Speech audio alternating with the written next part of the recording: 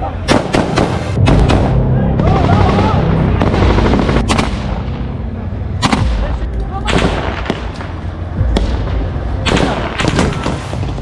Hamas युद्ध के बीच Israeli सेना दो मोर्चों पर युद्ध का सामना कर रही है। एक तरफ जहां आईडीएफ गाजा में हमास से जंग लड़ रही है, वहीं उत्तरी इजराइल बॉर्डर पर लेबनान के आतंकी संगठन हिजबुल्लाह के साथ जंग का खतरा बढ़ता जा रहा है, क्योंकि जैसे जैसे आईडीएफ गाजा में हमले तेज कर रही है, वैसे वैसे हिजबुल्लाह भी उत्तरी इजराइल पर अपने हमले तेज कर रहा है।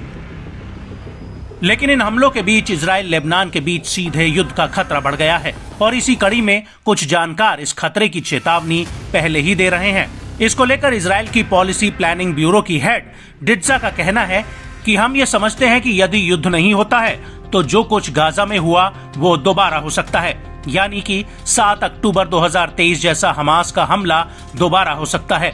दूसरी तरफ हम ये जानते हैं कि यदि युद्ध होता है तो वो बड़ा होगा और इस युद्ध में बड़ी संख्या में सैनिक और नागरिक मारे जाएंगे। आपको बता दें कि उत्तरी इजराइल बॉर्डर के शेबा फार्म्स और गोलन हाइट्स में लगातार हिजबुल्लाह हमले कर रहा है और इजराइल ने हिजबुल्लाह से इन हमलों को रोकने के लिए कहा है। इजराइल ने हिजबुल्लाह से उत्तरी इजराइल की लितानी नदी के आसपास से फोर्स हटाने के लिए कहा है। बड़ी बात यह है कि इस इलाके से सिर्फ 30 किलोमीटर दूर पर संयुक्त राष्ट्र की सेना बॉर्डर पर पेट्रोलिंग करती है।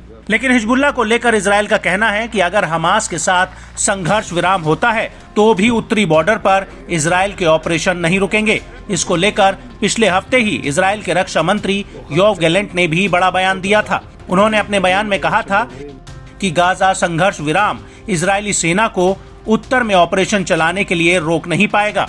कुछ जानकारों का ये भी कहना है कि अगर इजराइल का हमास के साथ सीज फायर होता है तो वो हिजबुल्लाह पर हमला करने के लिए लेबनान में घुस सकता है। लेकिन हिजबुल्लाह के लिए ये युद्ध इतना आसान नहीं होगा, क्योंकि अभी तक हिजबुल्लाह ने इजराइल के खिलाफ जितने भी युद्ध लड़े हैं वो सभी युद्ध हारा है। आपको बता दें कि 14 अगस्त 2006 को इजरायली सेना ने लेबनान पर हमला किया था और उस दौरान आईडीएफ लेबनान के भीतर घुस गई थी और इस युद्ध में भी हिजबुल्लाह को काफी नुकसान हुआ था।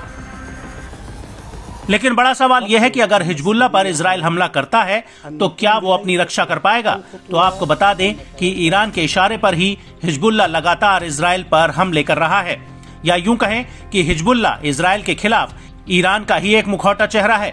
ईरान के शीर्ष नेतृत्व की तरफ से भी हिजबुल्लाह को इजराइल पर हमले तेज करने की छूट मिल चुकी है।